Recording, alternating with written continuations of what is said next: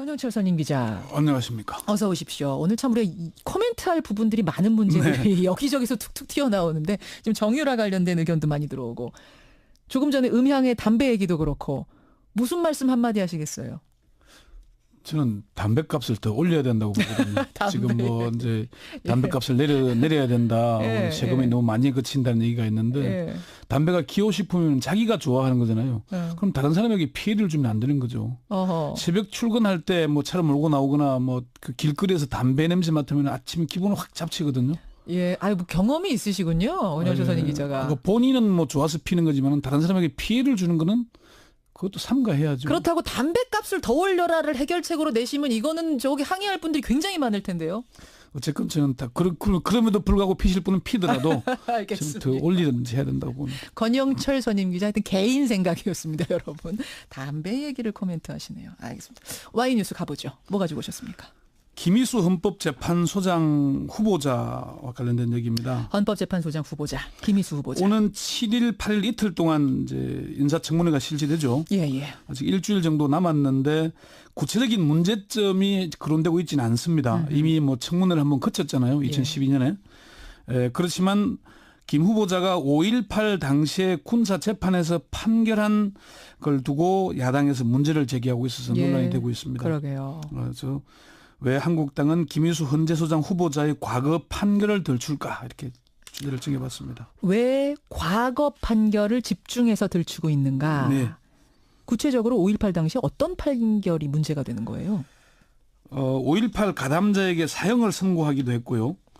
특전사 군인들이 대금으로 난자했다고 말한 진도의 한 이장에게 유죄를 선고한 적도 있고요. 뭐 시민군에 가담한 여고생에게 징역을 선고한 적도 있습니다. 이제 어쨌건 뭐 그리고 김 후보자가 선고한 7건이 재심에서 무죄가 확정이 됐고요. 재심에서는 잘못 판단한 건 맞네요. 판결 잘못한 건 맞네요. 그래서 자유한국당 곽상도 의원은 5.18 민주화 정신 개성을 강조한 문재인 대통령이 5.18 당시에 군 판사로 시민군 처벌에 앞장섰던 김희수 헌법재판관을 헌재 소장 후보로 추천하는 것은 납득할 수 없는 인사다.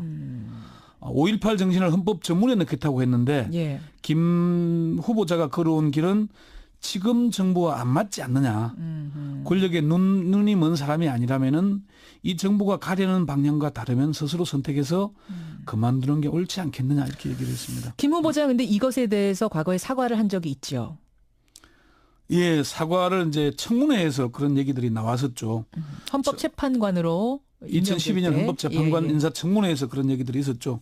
당시에 이제 그런 얘기를 했죠. 아무리 엄중한 상황이었더라도 지금 와서 생각하면은 잘못된 일이라고 생각한다.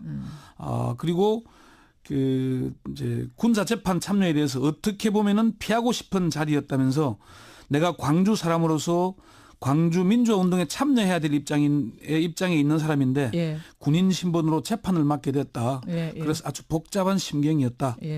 그는 당시에 굉장히 엄중한 상황이었다면서 재판을 안 하려면은 전출을 해달라고 하거나 칭병하고 들어 누워야 하는데 그럴 수 없었다 이렇게 얘기를 하게 됐습니다. 그러니까 헌법재판관이 되면서 한번 인사청문회에서 문제가 됐던 건데 이게 소장이 되면서 다시 새삼스럽게 집중 거론이 되는 이유 오늘 이게 Y란 말씀이십니다. 첫 번째는 야당으로서는 어떤 문제점이건 찾아내야 합니다. 어쨌든 이제 뭐 인사청문회 공격을 맡는 쪽이잖아요. 인사청문회는 야당으로서 정부 여당을 공격할 좋은 기회이기 때문에 기세 싸움이 시작이 되는 겁니다. 어제 이제 이낙연 국무총리가 인준이 되고 취임을 했잖아요. 이제 장관 후보자들에 대한 재청이 이루어지면서 인사청문회가 줄을 이을 것입니다. 그럼 기세 싸움이 시작되는 건데 기싸움. 헌법재판소장은 국가의전 서열이 대통령, 국회의장, 대법원장 다음 4위입니다. 네 번째예요. 국가설 중요한 자리입니다.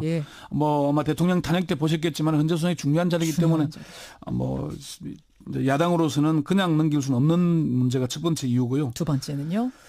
김희수 헌재소장 후보자의 소수 의견을 문제 삼기 위한 의도가 아닌가 보여집니다. 무슨 말씀이세요? 김 후보자의 별명이 미스터 소수 의견입니다. 계속 소수 의견을 많이 냈어요? 2012년 야당 추천 몫으로 헌법재판관이 된 뒤에 헌재 내에서 진보 성향이 가장 뚜렷한 재판관이라는 평가를 받아왔고요. 2014년 통합진보당 해산 결정 때 헌법재판관 9명 중에 유일하게 반대 의견을 냈고. 이거 해산할 일 아니다라고 한 명이 김희수 재판관이었군요.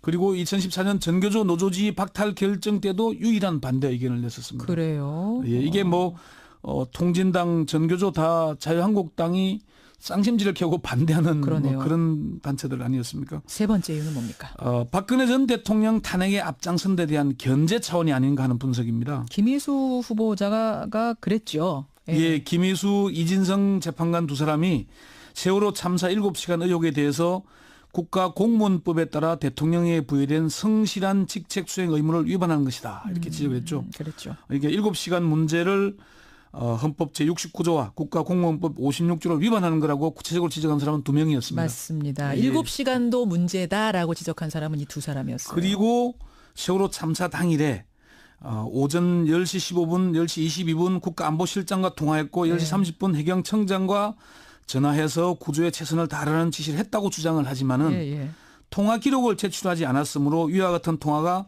실제로 있었다고 보기 어렵다. 이렇게 구체적인 지적을 하게 됐었습니다. 청문위원회는 자유한국당 곽상도 의원이 이제 이 청문위원이거든요.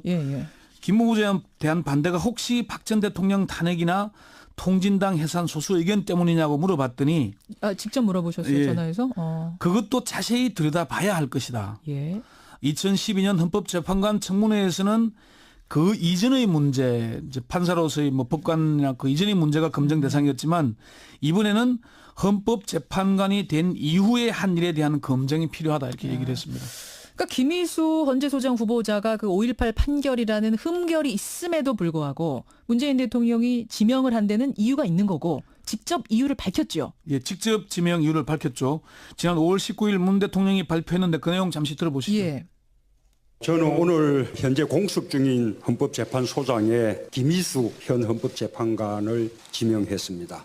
헌법 수호와 인권보호 의지가 확고할 뿐만 아니라 그동안 공권력 견제나 또 사회적 약자 보호를 위한 소수 의견을 지속적으로 내는 등 사회의 다양한 목소리에 관심을 가져달라는 국민들의 여망에 부응할 책임자라고 판단합니다. 소수 의견 여기서 언급을 하잖아요. 예, 그게 이제 통진당 해산 당시의 문재인 의원이었죠. 그때는 국가 권력으로 당을 해산시키는 것은 바람직하지 않다. 김희수 재판관 판단이 옳다고 보며 통진당 의원들의 의원 자리를 박탈할 권한이 있는지 의심스럽다 이렇게 얘기까지 했었어요. 그리고 당대표 경선 출마를 하면서도 그런 얘기를 합니다. 통진당 해산에 대한 헌재 결정에 동의하지 않는다. 정당을 선거에서 국민 심판에 맡기지 않고 국가 권력이 직접 해산하는 것은 바람직하지 않다 이렇게 얘기를 했었습니다. 그러니까 김희수 헌재 재판관 의견하고 100% 일치하는 의견 그 부분에서 가지고 있었던 거군요. 실제 청문회가 이제 이루어지면 통진당 해산이 쟁점이 될까요? 그 문제가? 아무래도 그 문제가 쟁점이 될 수밖에 없을 것입니다. 일부 보수 언론들은 이미 그 문제들을 지적을 하고 있기도 하고요.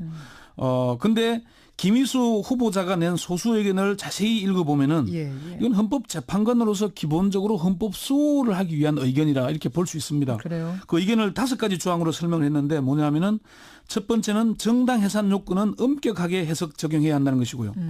두 번째는 통진당의 목적이 민주적 기본 질서에 위배된다고 볼 수 없다는 것입니다. 목적이. 예. 세 번째는 일부 구성원의 활동을 당의 책임으로 기속해서는 안 된다는 것입니다. 전체 3만 명에 이르는 뭐 진성 당원들이 그렇지 않다는 것이고요. 네 번째는 비례 원칙에 어긋난다는 것인데 강제적 정당 해산은 민주주의 체제의 가장 중요한 요소인 정당의 자유 및 정치적 결사의 자유에 대한 중대한 제약을 초래할 수 있다. 이렇게 반대 의견을 밝혔고요. 이 5번째 가장 중요한 내용이었는데 정당 해산은 최후의 보루라는 것입니다.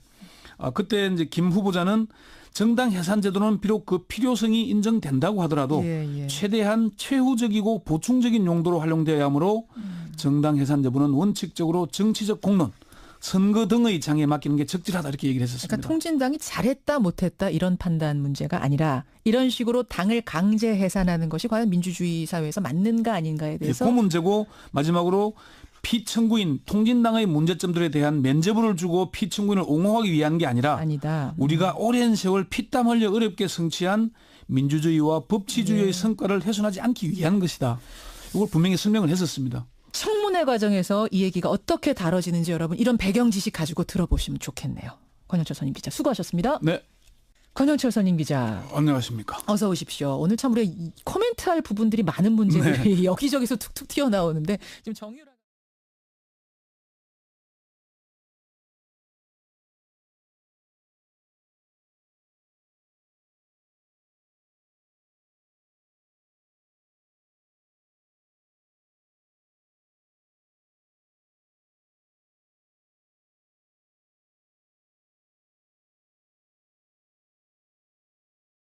권영철 선임 기자. 안녕하십니까. 어서 오십시오. 오늘 참 우리가 코멘트할 부분들이 많은 문제들이 네. 여기저기서 툭툭 튀어나오는데 지금 정유라 관련된 의견도 많이 들어오고 조금 전에 음향의 담배 얘기도 그렇고 무슨 말씀 한마디 하시겠어요?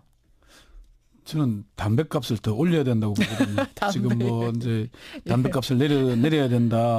세금이 너무 많이 거친다는 얘기가 있는데 담배가 기호식품이면 자기가 좋아하는 거잖아요. 그럼 다른 사람에게 피해를 주면 안 되는 거죠. 새벽 출근할 때 뭐 차를 몰고 나오거나 뭐 그 길거리에서 담배 냄새 맡으면 아침에 기분을 확 잡치거든요.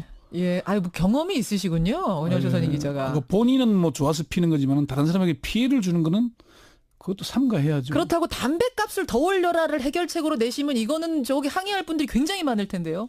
어쨌든 저는 다 그럼에도 불구하고 피실 분은 피더라도 판결이 문제가 되는 거예요. 5.18 가담자에게 사형을 선고하기도 했고요. 특전사 군인들이 대금으로 난자했다고 말한 진도의 한 이장에게 유죄를 선고한 적도 있고요. 뭐 시민군에 가담한 여고생에게 징역을 선고한 적도 있습니다. 이제 어쨌건 뭐 그리고 김 후보자가 선고한 7건이 재심에서 무죄가 확정이 됐고요. 재심에서는 잘못 판단한 건 뭐 청문회를 한번 거쳤잖아요. 2012년에. 그렇지만 김 후보자가 5.18 당시에 군사 재판에서 판결한 걸 두고 야당에서 문제를 제기하고 있어서 논란이 되고 있습니다. 그러게요. 그래서 왜 한국당은 김희수 헌재소장 후보자의 과거 판결을 들출까 이렇게 주제를 정해봤습니다. 왜 과거 판결을 집중해서 들추고 있는가? 네. 구체적으로 5.18 당시 어떤 판결? 알겠습니다. 더 올리든지 해야 된다고 봅니다. 권영철 선임 기자 하여튼 개인 생각이었습니다. 여러분. 담배 얘기를 코멘트하시네요. 알겠습니다. Y뉴스 가보죠. 뭐 가지고 오셨습니까? 김희수 헌법재판소장 후보자와 관련된 얘기입니다. 헌법재판소장 후보자 김희수 후보자. 오는 7일, 8일 이틀 동안 이제 인사청문회가 실시되죠. 아직 일주일 정도 남았는데 구체적인 문제점이 거론되고 있지는 않습니다. 이미